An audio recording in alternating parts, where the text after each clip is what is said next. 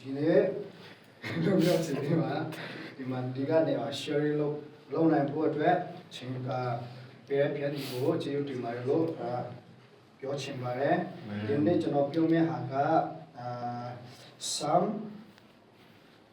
90:12စာပေကအင်္ဂလိပ်လိုပြမယ်ပြီးတော့ကျွန်တော်မြန်မာလိုပြန်လိုက်မယ် So teach us to number our days that we may get a heart of wisdom ခဏလေးကျွန်တော်မြန်မာလိုပြန်လိုက်မယ်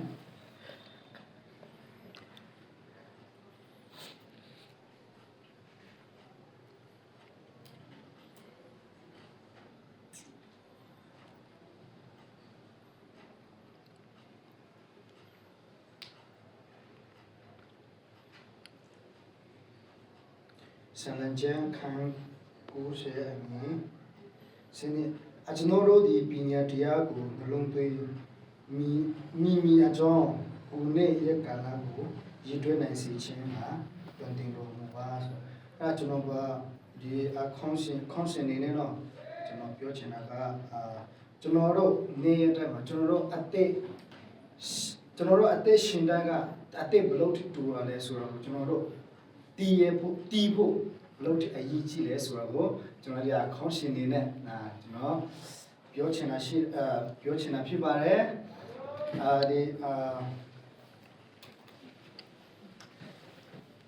ကျွန်တော်တို့ဒီနေ့ကျွန်တော်တို့အသက်တော်ကျွန်တော်တို့ဘလို့တိမအုပ်ချုပ်နိုင်လဲဆိုတော့ကျွန်တော်ဒီနေ့မျှဝေချင်တာဖြစ်ပါတယ်လူတယောက်ကျွန်တော်တို့အသေးငြိသေးတယ်ဒီမှာကျွန်တော်တို့မနေ့ဖြန်ဘာဂျုံတွေရမှာလဲမနေ့ဖြန်ဘာဖြစ်မလဲဆိုတော့ကျွန်တော်တို့မသိဘဲနဲ့ဒီနေ့ဒီချိန်မှာကျွန်တော်တို့ကြိုက်တယ်လို့ကိုကြိုက်တယ်လို့နေတယ်ကျွန်တော်တို့လည်းမနေ့ဖြန်လည်းရောက်မနေ့ဖြန်ဟာဒီဟာလုပ်မယ်ဆိုတော့ကျွန်တော်ကိုယ့်ဟာကိုယ်စီဆွေးထားတာအများကြီးရှိတယ်အဲ့ဒါကျွန်တော်တို့တက်နိုင်တာမဟုတ်ဘူးဖြတ်ခင်ပဲတက်နိုင်တာအဲ့ဒါကြောင့်မလို့ကျွန်တော်တို့ဒီနေ့ကနေမနေ့ဖြန်ကျွန်တော်တို့ဘာဖြစ်မလဲမနေ့ဖြန်ဘာဂျုံတွေရမလဲဆိုတော့ကျွန်တော်မသိနိုင်တဲ့အကြောင်းကျွန်တော်တို့အသေးကိုကျွန်တော်တို့မအုပ်ချုပ်နိုင်တဲ့ဟာကိုဒီနေ့ကနေကျွန်တော်ပြီးစင်ပြီးတော့မှကျွန်တော်နေဖို့အရေးကြီးတယ်ဆိုတော့ကျွန်တော်ပြောချင်ပါတယ်ပြောလို့လဲဆိုတော့ကျွန်တော်တည်နေခံချင်တယ်ကျွန်တော်ဟာကမနေတဲ့အချိန်မှာကျွန်တော်ဆိုခဲ့တယ်ဆိုဒီမြအကုန်လုံးကိုကျွန်တော်မလုပ်ရအောင်မရှိဘူးအရက်သေးစားဆိုရင်တော့အဲ့ဒီချိန်မှာကျွန်တော်2012မှာကျွန်တော်တခါပေါ့ဒီအိုတက်ခွဲမဲ့ဟာကျွန်တော်အဲ့မှာကျွန်တော်စိတ်ရောအချိန်မရောက်ကျွန်တော်တေရောမှာအဲ့ချိန်မှာတခါကြုံပိုးတယ်ပြီးတော့ကျွန်တော်အခါမှာ SDM နဲ့တခါတေဘူးကျွန်တော်ကတခါကျွန်တော်တငယ်ချင်းနဲ့အရက်တော့ပြန်လာခဲ့တာအဲ့ညမှာကျွန်တော်တငယ်ချင်းကဆိုင်ကမောင်းတော့ကိုက်တိုက်တာသူတိုက်တော့ကျွန်တော်နောက်မှထိုင်တယ်ဆိုတော့ကျွန်တော်နောက်ကနေသူတိုက်တာနည်းနည်းပြင်းလို့လေကျွန်တော်သူ့ကြောတော့ကျွန်တော်တော့ကြတာဒီခေါင်းကိုထီတော့အဲကျွန်တော်တေးတာဘာမှမတီးတော့ဘူးအဲ့ချိန်မှာသူတို့ဘယ်လိုပြီးကြလဲဆိုတော့သူတို့ambush ကိုဖုန်းခေါ်ကြတယ်လို့စိတ်ဝင်မှာဖုန်းခေါ်တော့သူကားကနေလာကြွရမှာကျွန်တော်ကတေးပြီးဆိုတော့ဘယ်မှာတော့လို့စိတ်ဝင်မဲ့တန်းသွားရမှာအဲကျွန်တော်လည်းဘာမှမတီးတော့တဲ့အချိန်ကြမှာအဲ့ချိန်သူတို့ကားခေါ်တော့ကျွန်တော်လည်းဘာမှဒီအဲ့မှာကျွန်တော်တကယ်ချင်းကငူပြီးတော့ကျွန်တော်ပါဖို့သွားရတာသူငူပြီးတော့ကျွန်တော်တကယ်ကျွန်တော်ပဲတက်လိုက်တာလို့သူဆွင်ပြီးတော့လေပါဘူးလေရိုက်တော့အဲ့ဒါကျွန်တော်နဲ့တန်းထားလာတာအဲ့ဒါဘာကိုပြောချင်လဲဆိုရင်ကျွန်တော်တို့ဒီနေ့တိုင်းကျွန်တော်တို့ဖျက်တင်ရချီတဲ့တားတွေဆိုတော့ကျွန်တော်တို့သူ့ကိုမတီးပဲနဲ့အဲ့ချိန်မှာကျွန်တော်တွတ်တင်တော့ကျွန်တော်ဝိညာဉ်တွေတော့အရန်ကျိုးရှာကောင်းတယ်ဟုတ်ကျွန်တော်ဘေးလမ်းကိုတွားရမှာအဲ့ဒါကျွန်တော်ရွေးချယ်ရမယ့်လမ်းကိုကျွန်တော်မတီးခဲ့ဘူးအဲ့ချိန်ကအဲ့မှာကျွန်တော်တေဘူးခဲ့ရပြီးတော့အဲ့မှာကျွန်တော်အရက်မနေ့ပြန်မှကျွန်တော်အင်ရောက်အဲ့ရထားတယ်ကျွန်တော်တီးတယ်ကျွန်တော်အမေကငိုပြီးတော့မှဟာတာဘလို့လို့တာလဲအဲ့တော့ကျွန်တော်အမေရန်ပြောတယ်လို့ကျွန်တော်လည်းမနေ့ကအမေပါဖြစ်လို့လဲကျွန်တော်ဒီတိုင်းပဲလေဒီမှာထားရတယ်သူကငိုပြီးတော့ကျွန်တော်ကိုပြောတယ်မဟုတ်ဘူးလေမနေ့ကနေ့အဲ့လိုဖြစ်တာလေလို့ဟောဟုတ်လားအဲ့ဆိုတော့ကျွန်တော်ရင်မတော်တော့ဘူးလို့ကျွန်တော်အဲ့ဒါဘာလဲကျွန်တော်ဒီချင်းမရဘဲနဲ့ကိုစိတ်ကိုနေတော့အဲ့မကောင်းဘူးဆိုတော့ကျွန်တော်အဲ့ကိုစိတ်ကြတဲ့ဖြစ်ပလိုက်တာ 2 ရက်မခံဘူး3 ရက်လည်းမခံဘူးကျွန်တော်ဖြစ်တယ်အဲ့မှာတော့နေပြီးတော့မှကျွန်တော်တကယ်ချင်းကျွန်တော်ရဲ့ဖြစ်တော့မဲဆိုကျွန်တော်စုပ်ပြချက်ချက်ချင်မှာတော့ဆန္ဒကတော့မလောက်နိုင်တာမရှိဘူးလေကျွန်တော်အရင်ဖြစ်မဲဆိုရင်အင်မနေတယ်အင်ကနေယုံသွားတယ်ယုံကနေအင်ပြန်တယ်ရမတော့တော့ဘူးဒီတိုင်းပဲကျွန်တော်နေတာနေပြီးတော့မှညနေပန်းစီ4 နာရီ5 နာရီလုံးကျွန်တော်3 နာရီခွင့်ဆိုပြီးတော့ရုံရှင်းပြီးဆိုတော့အင်မကျွန်တော်ရှင်းလာကြလာတော့ရအောင်ကျွန်တော်ကပတ်စံရှိတယ်ဒီနေ့မဲ့ကျွန်တော်လာအလုံးလုံးဟာလာစားထုတ်တယ်လာကြတယ်ဟိုကျွန်တော်မတော်တော့ဘူးလို့အဲ့ပြောကျွန်တော်တင်ချင်းစစ်ဆူရတယ်သူတို့စစ်ဆူတော့ကျွန်တော်လည်းမလုပ်နိုင်တော့လေရတယ်ဆိုလိုက်မယ်လို့ပြောတာကျွန်တော်ဖြစ်တဲ့နေရပဲရှိသေးတယ်လိုက်တော့ပြီးတော့မှသူတို့တော့ဒီမှာ white တော့သူတို့တုံးကြနိုင်မရောလေကျွန်တော်မတော်တော့ကျွန်တော်အဆိုင်မကောင်းလို့အကြောင်းပြတာဒါပေမဲ့အမေကသူတို့နည်းဆင်တော့သူတို့လည်းစင်မဘီရောလေစကားရင်းအမီတင်ကြီးဆိုတော့မတော်လာရတော့အဲ့ဆိုတော့နည်းပပအဲ့လိုမျိုးဖြစ်သွားတာနည်းပပဆိုတော့မရဘူးတခွက်ဆိုတော့တိုင်းပဲအယူလိုပြန်ဖြစ်သွားတာအဲ့ဒီချိန်မှာဘယ်လိုဖြစ်တာလဲဆိုရင်ကျွန်တော်ပြန်ရောက်တယ်ကျွန်တော်မေလည်းအရင်ဆွေးသွားပြီကျွန်တော်လည်းဒီကောကနဲ့ကျူတွေ့ခဲ့တာရှိပြီဆိုတော့အဲ့ဒါနဲ့ကျွန်တော်ပြန်နေမှာကျွန်တော်ကဘာမှမသိတယ်လို့ပဲတွန်းနေတာအမေဆိုတော့ဆောမှာစင်ကြီးသွားတယ်အရင်ပြန်တောက်လာတော့ဘာလို့အမေကျွန်တော်တင်ရှိလို့ပြောတာကိုကျွန်တော်မငြင်းလို့မဟုတ်ဘူးလေမလဲအဲ့လိုမျိုးပြောတဲ့အချိန်မှာကျွန်တော်လည်းဘာမှပြောအောင်ပြောရတယ်အေးကင်းတွေကလည်းကျွန်တော်ပြည့်ဖြစ်တယ်မနေ့ပြန်ဆိုတော့အလိုလိုပဲကွာဘူးပဲသူများကခေါ်စရာမလိုတော့ကိုပဲတော့ခေါ်ရတော့တာမတော့9 နာရီကနေ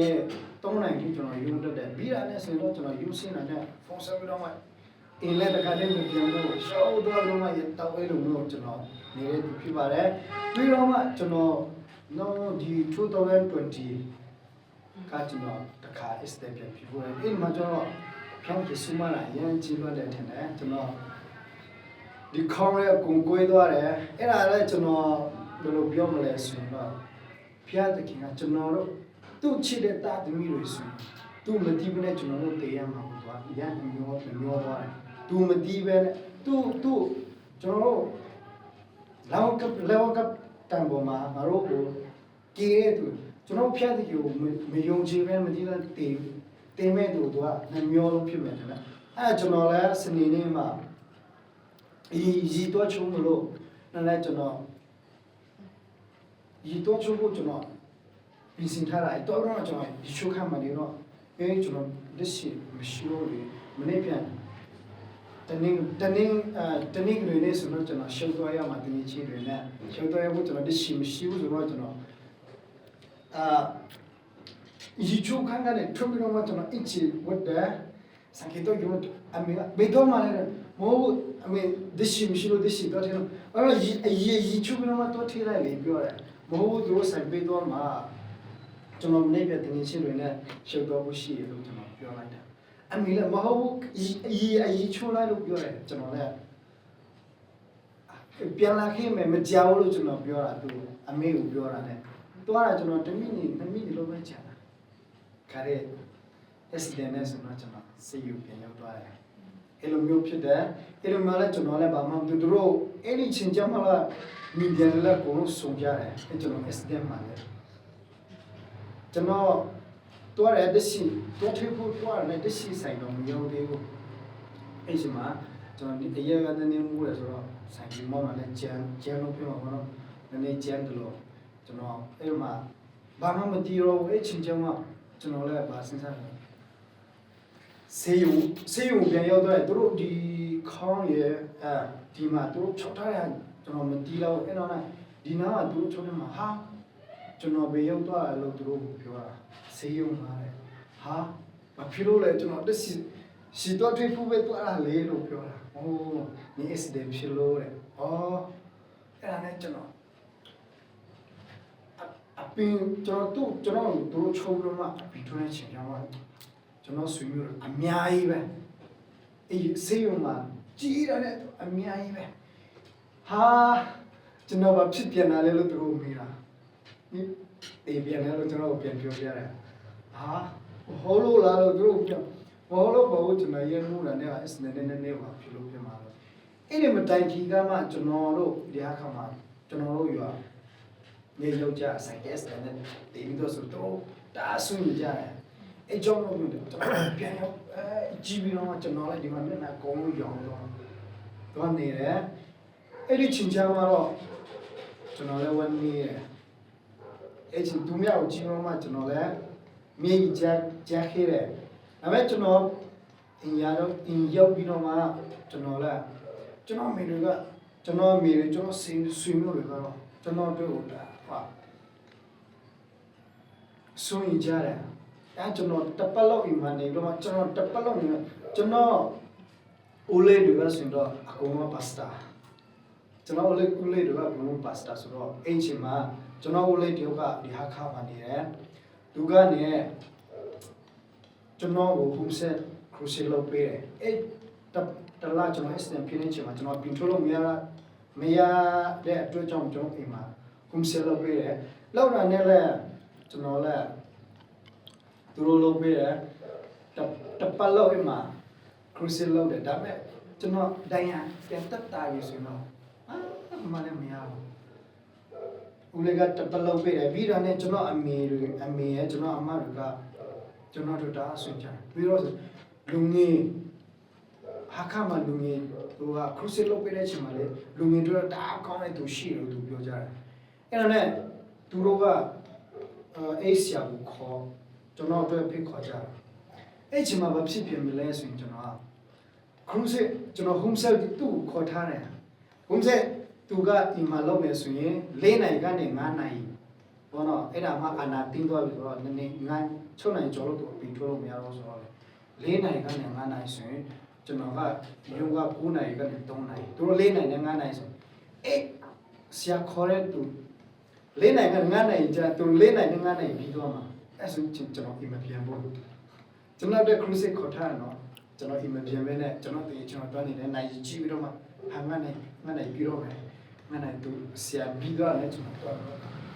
အဲ့ဒါနေတာအဲ့လိုမျိုးကျွန်တော်အတွက်ကောင်းမယ်ဆိုသူထင်ထားတယ်ကျွန်တော်ဆိုအဲ့ဒါမတီးသေးဘူးမတီးပဲနဲ့အဲ့ဝက်ရှောင်းထွက်သွားတာနော်သူမဲ့မနေအဲ့ကျွန်တော်တို့ initial one တွေကလည်း cruise ကိုတက်ကြတယ်ကျွန်တော်တက်ခေါ်တာကိုလည်းကျွန်တော်မတက်ပဲနဲ့ initial တွေပဲတက်ကြတယ်အဲ့လိုမျိုးဖြစ်တယ်ကျွန်တော်မေးလိုက်ကျွန်တော်တက်ရန်ဟာလူပြောမလဲဝန်နေသွားတာပေါ့and တပတ်ခေါ်တယ်ပြီးတာနဲ့ကျွန်တော်သူတို့တပတ်ခေါ်ထားတဲ့အချိန်မှာကျွန်တော်လည်းအိမ်မှာလည်းမနေဘူးသူ9နိုင်ကျော်မှကျွန်တော်အိမ်ပြန်ရောက်သွားတယ်အဲ့လိုမျိုးဖြစ်တဲ့တပတ်လောက်ကျန်ရမှာအေးဟိုရှာလာကောင်းတယ်လို့သူပြောကြတယ်ပြောတဲ့သူရှိတယ်ပြန်ခေါ်ပေးတယ်ကျွန်တော်တို့ခေါ်ပေးတယ်အဲ့ချိန်မှာလည်းကျွန်တော်တခါမှမတက်ဘူးအဲ့ဆိုတော့ကျွန်တော်အမေကျွန်တော်အမျိုးတွေကသူစိတ်ပြတ်သွားပြီကျွန်တော်တို့လည်းဘလို့မလို့မရတော့ဆိုတော့သူကြိုက်တယ်နေပါစေတော့ဆိုတော့သူတို့ဆုဖြစ်လိုက်တာဒါပေမဲ့အမေတော့ဘယ်တော့မှစိတ်မလျှော့ကျွန်တော်အရင်မို့တော့အင်ရောက်တယ်ကျွန်တော်အဲ့ဒါနဲ့မဲရမယ်လာပြီးတော့ကျွန်တော်ခေါင်းပေါ်လေးချောင်းဆူတောင်းပေးတယ်အဲ့ဒါအမေရဲ့ဆူတောင်းချင်းဟာဒီနေ့ဒီချိန်မှာကျွန်တော်အတွက်တော့ကောင်းခြင်းမင်္ဂလာရှိတော့နေရှိပါတယ်လို့အဲကျွန်တော်ပြောချင်တယ်။ဘာဖြစ်လို့လဲဆိုတော့အဲ့အချိန်မှာအမေကသာလေးလွှတ်လိုက်တော့ကျွန်တော်အတွက်ကျွန်တော်ဝိညာဉ်အတွက်တော့ဘာမှပြောချင်မရှိဘူး။ဒီဒေးလေးမှာလည်းရုံလိုက်ပါမှကျွန်တော်သုံးဆောင်ပြီးမှရလမ်းဘေးမှာထိုင်ပြီးတော့မှတောင်းစားတယ်လို့ပြောဖြစ်တော့မှာပေါ့နော်။အဲ့ဒီချိန်မှာကျွန်တော်အဲ့လိုမျိုးဟာနဲ့ဒီစီရှောင်းပေါ့နော်ကျွန်တော်တို့ကြွားကိုပြန်ခေးတယ်။ပြန်ခေးတော့မိုက်တာကျွန်တော်လူငယ်အဖွဲမှာကျွန်တော်လူရွာလူငယ်အတွက်ကျွန်တော်ကိုဘောနော်ခရုစစ်ခေါ်ရအောင်လို့သူတို့စီစီလုပ်ထားတာအဲကျွန်တော်လည်းရတာတော့ဆိုသူတို့ကျွန်တော်ကိုဂျင်မြန်တော့ကြမေပတ်စံဘောနော်လူငယ်ဘောနော်တတင်းလို့လှူနိုင်မှာလို့ပြောကြအဲရလေကျွန်တော်လည်းလှူလိုက်မှာလှူမှာဘောလို့ပြောတယ်အဲချင်းကျမှခရုစစ်ခေါ်ကြတယ်ကျွန်တော်လည်းမှာလှူတာနဲ့မကျွန်တော်ခေါ်တယ်ပတ်စံလည်းလှူတယ်ကျွန်တော်မတက်ဘူးအဲ့ချင်းမှာကျွန်တော်မျိုးတွေကတော့ကျွန်တော်ထမင်းစားညမှာထမင်းစားတော့မှခ ခရုစေသူဆိုင်ရုံရင်းညမှာနော်အဲ့ခရုစေတော်တဘူလောက်တဲ့အချိန်မှာကျွန်တော်မတော်တော့ဘူးလို့ကျွန်တော်ရဲနေမှုသွားပြီကျွန်တော်မတက်ချင်လို့အစိမ်းရကတိုင်းမှာအမြဲကြီးလာခေါ်တာမတရားတော့ကျွန်တော်မတော်တော့ကျွန်တော်ရဲတော့ပြီလေအရင်နိုင်တော့ဖျက်ချောင်းမှာမခေါ်ဘူးလို့ကျွန်တော်ပြောထားတယ်သူတို့လည်းမတော်အဲ့ဆိုတော့သူတို့စကားပြောတော့လည်းကျွန်တော်မငြင်းတော့တွားတယ်တော့မှအေးစရာတရားဟောတဲ့ဟာလေးဆိုရပြောရင်အေးစရာနဲ့ငါတော့သူလည်းမတည်ဘူးကျွန်တော်လည်းမတည်ဘူးဒါပေမဲ့သူပြောတဲ့ဟာကကျွန်တော်အရှင်မှာပဲရောက်နေတာအဲ့လိုဖြစ်နေတယ်ကျွန်တော်စစ်ဆူတော့အေးစရာပြောတာတော့ကျွန်တော်ကိုပြောတယ်လို့ပဲဖြစ်တယ်လို့ကျွန်တော်ပြန်ထွက်တယ်မနေ့ပြန်ဆိုလည်းအဲ့လိုမျိုးကျွန်တော်ခေါ်ကြတာပြီးတော့အိမ်မှာတပတ်လို့သူပြောတဲ့ဟာလေကျွန်တော်ကပဲအရင်ထီတော့သူဖြစ်တယ်နေရတော့ရောဆိုတော့အေးစရာကလည်းကျွန်တော်မချင်တော့ဘူးအေးစရာပြောတာတော့ပါအခုပဲထီတယ်လို့ပြောတယ်ပါအစီမပြောကျွန်တော်လည်းခုစမတတော်ဘူးလို့ပြောတယ်အဲ့ချိန်မှာပဲဖြစ်သွားတယ်လဲဆိုတော့ကျွန်တော်3ရက်နဲ့မှကျွန်တော်တော့တက်တယ်ဒါပေမဲ့လေရင်နဲ့မှဘယ်သူမှမခေါ်တော့ဘူးဒါပေမဲ့ငါရမတော်တော့ဘူးပါအေးတော့တော့မှပါရှောက်ရမယ်လို့ပြောတရင်ရောမှာနော်အဲ့မှာတို့ရေရောက်တယ်အဲ့ရောမှာကျွန်တော်တော့မယ်လို့ပြောအဲ့ချိန်မှာပဲဖြစ်သွားတယ်လဲဆိုတော့အေးဆရာပြောတာကကျွန်တော်အတွက်ကကောင်းချင်မိတာစီးရပဲပြောရတယ်ဘာဖြစ်လို့ကျွန်တော်စိတ်ဆိုးသွားလဲသူလည်းကျွန်တော်မသိဘူးကျွန်တော်လည်းသူ့ကိုမသိဒါပေမဲ့သူပြောတဲ့ဟာကဖျက်သခင်ကကျွန်တော်အတွက်ကောင်းမဲ့ဟာကျွန်တော်အတွက်လမ်းပြပူးဆောင်မဲ့ဟာပဲပြောတာလေကျွန်တော်ဘယ်သူမှမခေါ်တော့အချင်းကျွန်တော်ခက်တီတီပဲဘာမှမသိတယ်လို့လူငယ်တွေစီမထန်ကြကျွန်တော်လုံးဝတော့ထန်တော့ထန်ပြီးတော့မှအဲ့မှာကြောက်လဲအစ်စပြောတာကကျွန်တော်ကတန်းထင်းနေရဆိုတော့စူတော့အဲ့မှာကျွန်တော်သူကလာတော့ကျွန်တော်ကိုကြည့်တယ်ကျွန်တော်နောက်မှထန်တယ်တော့လူကြီးဆိုတော့နောက်မှထန်တော့အရင်ရှိမှလာထန်တော့ပြောတာမထိုင်ရဘူးလို့ပြောတာဘာဖြစ်လို့လဲကျွန်တော်မထိုင်ရရှစ်တယ်လို့ပြောမရှင်းတဲ့လားဆိုကျွန်တော်ရှင်းမှထိုင်ခိုင်းတာအဲ့မှာထိုင်ပြီးတော့မှလေးရင်းနေဆိုကျွန်တော်စိတ်ကအလိုလိုဘယ်သူမှလည်းကျွန်တော်ကိုတိုက်တွန်းတာမရှိတော့ကိုယ့်ဟာကိုယ်ပဲအလိုလိုပြောင်းလဲသွားတယ်လို့ခံစားရတယ်။ဘာလို့အဲ့မှာကျွန်တော်လေးနဲ့နိုင်ရင်းနေဆိုတော့အဲ့မှာလည်းပြီးတယ်ကျွန်တော်ပြောင်းလဲတယ်လားဆိုတော့ကျွန်တော်မပြောရဘူးပြောင်းလဲတယ်လားမပြောင်းလဲဘူးလားဆိုကျွန်တော်ကိုယ့်ဟာကိုယ်မတည်သေးဘူးအဲ့ချိန်မှာအဲ့ချိန်ကျမှတော့ဘာဖြစ်သွားတယ်လဲဆိုတော့တနင်္လာနေ့မှာသူတို့ပြန်သွားပြီ။အဲ့ကျွန်တော်လည်းသူတို့ကိုထန်ထန်လာထိနိုင်မှုကြတာ။ပြီးတော့လည်းကျွန်တော်ဘာဖြစ်တော့လဲဆိုဟာခပြန်တယ်ဟာခပြန်တော့ကျွန်တော်ဟာခကိုပြန်ရောက်တယ်ဟာခမှာအဲ့ရဆိုင်ကျွန်တော်တွန်းနေကြရဆိုင်ကျွန်တော်မိနေဒါပေမဲ့ကျွန်တော်အဲ့ရဟိုတော့ဝေပြီးတော့တောက်ချင်းစိတ်ကိုမရှိတော့တာကိုယ့်အကူပြောင်းလဲသွားတာကျွန်တော်လည်းမထင်ထားတော့ပြောင်းလဲတယ်လို့ကျွန်တော်လည်းမထင်ထားဒါပေမဲ့ကိုယ့်အကူပြောင်းလဲသွားတာကြည့်တော့ကျွန်တော်ပြောတယ်တိုင်းညနေ၄နိုင်တော့ကျွန်တော်ဟာခပြန်အဲ့မှာကျွန်တော်ဒီမှာနေပြီးတော့မှကျွန်တော်တင်ရှင်းခတ်တယ်ရတော့ရအောင်ကျွန်တော်ရမတော်တော့ဟိုအဆိုင်မကောင်းလို့မှကျွန်တော်တော့အနေများလို့သူတို့ကိုလည်းပြောထားတာအဲ့ဒါနဲ့ကျွန်တော်မနေ့ပြန်မဲ့ရောပြန်တော့အဲ့ဒါနဲ့အဲ့ချင်းကျတော့လည်းမဖြစ်တာလဲဆိုအဲ့ရဆိုင်မှာလည်းကျွန်တော်တော့ဒါမဲ့ကျွန်တော်အဲ့ချင်းမှာဖြစ်တော့ဟာလည်းတော့ဘုကောင်းမလားလို့ကျွန်တော်တရုတ်ထဲလမ်းတွဲမှာဆိုတော့တားဝေးတာလေကျွန်တော်တို့ဆိုရင်9နိုင်6နိုင်လို့ဆိုင်ကြီးမောရတရုတ်ထဲနေဖြစ်မှာအဲ့တော့ကျွန်တော်တော့ရဲဆိုင်ကိုတော့ဝေမလို့ပဲဖြစ်နေတာအဲ့ကျွန်တော်အဲ့ရမကောင်းတဲ့ဟာကျွန်တော်တီးသွားပြီကျွန်တော်အတွက်ဘာမှတော့ဘူးဆိုရင်ကျွန်တော်တီးသွားပြီအဲ့ချိန်မှာကျွန်တော်ဘာဖြစ်သွားလဲဝေမလို့ဖြစ်နေတဲ့အချိန်မှာအဲ့ဆိုင်ကလည်းကိုဘာပြေးမလဲဘာလို့ချင်လို့လာပြောအဲ့ရတော့ကျွန်တော်ငွေရောလို့ကျွန်တော်ပြန်ထွက်သွားတယ်အဲ့ချိန်ကျကနေဘာဖြစ်သွားလဲဆိုကျွန်တော်အဲ့ရတောက်ချင်စေ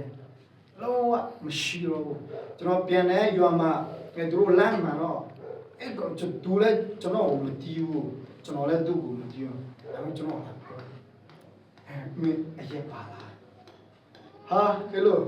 ငါအဲ့လိုတီးရတမရုပ်ပေါ်လာလို့သူ့ကိုပြောတယ်အဲ့လိုမျိုးတော့မဟုတ်ပါဘူးစိတ်မဆိုးပါနဲ့ကျွန်တော်ရက်တာတော့ဆို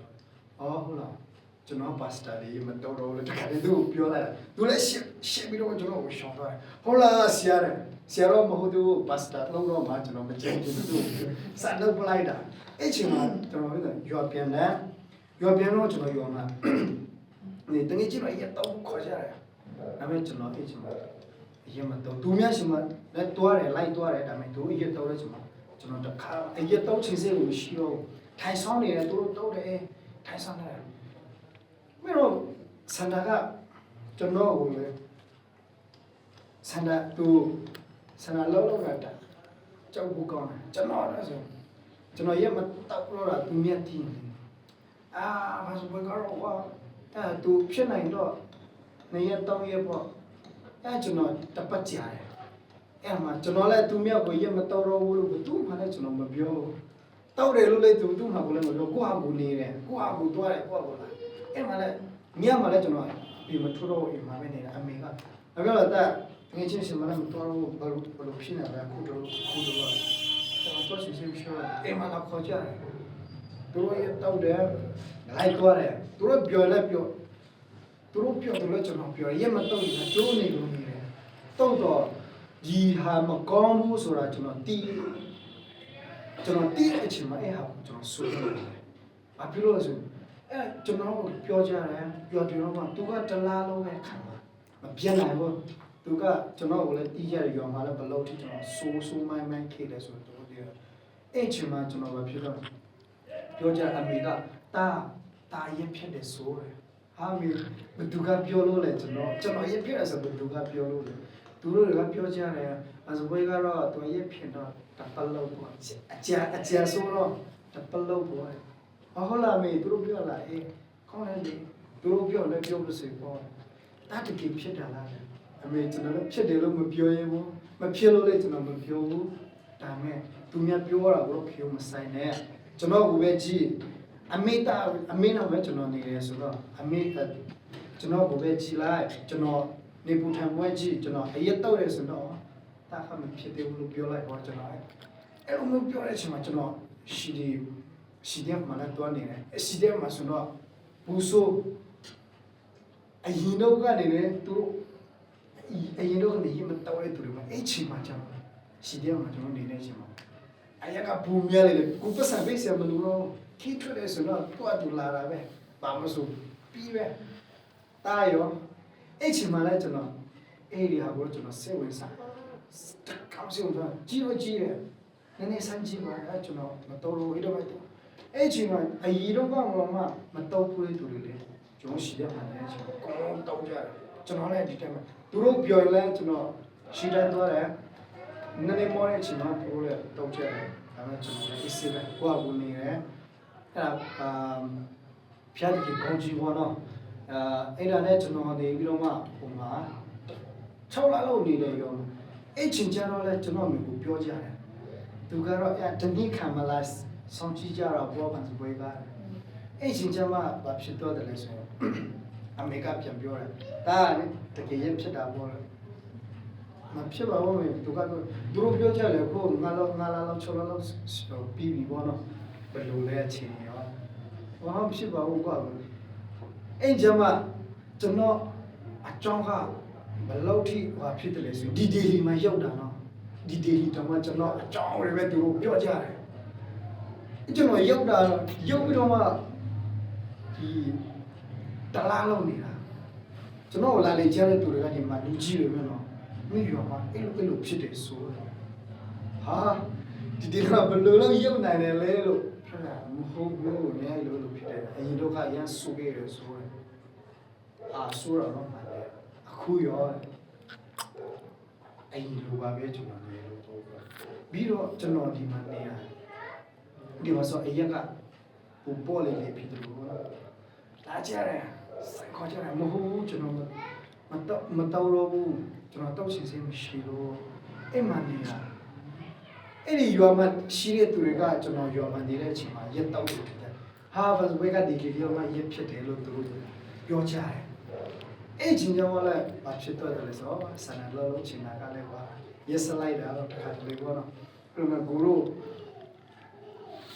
မထင်ရှားတဲ့ဟာပဲခဏခဏကြိုင်နေရတယ်ဆိုတော့အဲ့ဒီမှာဒီလီမှာနေတယ်အဲ့လိုမျိုးနေတဲ့အချိန်မှာကျွန်တော်လည်းဒီမှာဒီလီနေတဲ့သူတွေကပြောကြတယ်ဟာသူတို့ပြောတဲ့ဟာလည်းကျွန်တော်လည်းလက်ခံပါတယ်ဘာဖြစ်လို့ဆိုတော့ရေတော့ကလည်း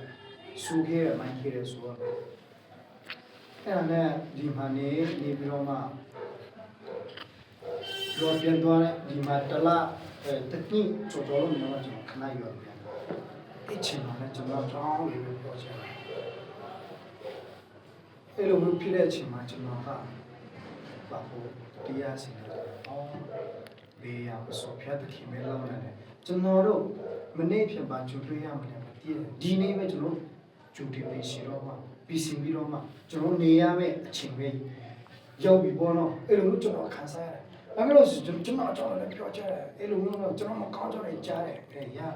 ကျွန်တော်လက်ခံတာဘာဖြစ်လို့ဆိုရင်တော့ဆူဆူမမိုင်းခေတာပဲအဲ့တော့ကျွန်တော်ဒီမှာရှင်းနေကိုရကျွန်တော်ပြောချင်တယ်နော်ကျွန်တော်တို့ဖြတ်တည်မှာဆိုမလောက်နိုင်တဲ့ဟာကိုမရှိဘူးကျွန်တော်တို့စူတောင်းတော့တယ်ဆိုတော့ကျွန်တော်လုံးကျူးဆိုင်တော့လုံနိုင်ရတယ်ကျွန်တော်မနေ့ပြန်မှကျွေးပါကြုံတွေ့ရမှာမကြည့်ဘူးကျွန်တော်မနေ့ပြန်ကျွန်တော်တို့လူပဲကျွန်တော်တို့စီစီဆွေးဆွေးအများရှိတယ်မနေ့ပြန်တရားလုံးမှာလုံးမနေ့ပြန်ကျွန်တော်တိတ်နေသေးတာပဲကျွန်တော်ပြောကြတယ်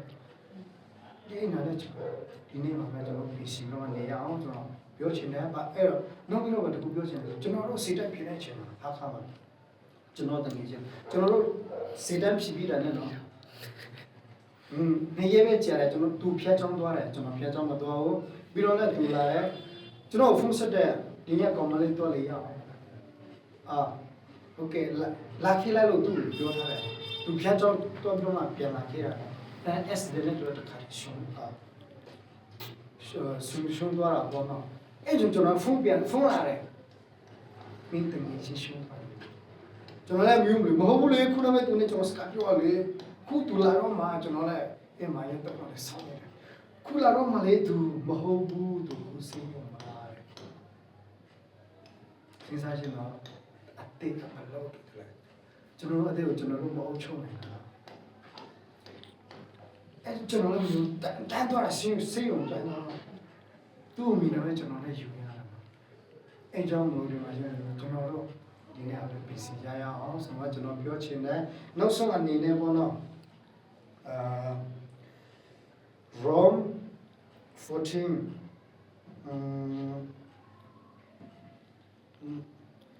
နောက်ဆုံးအနေနဲ့ကျွန်တော်ပြောချင်တယ်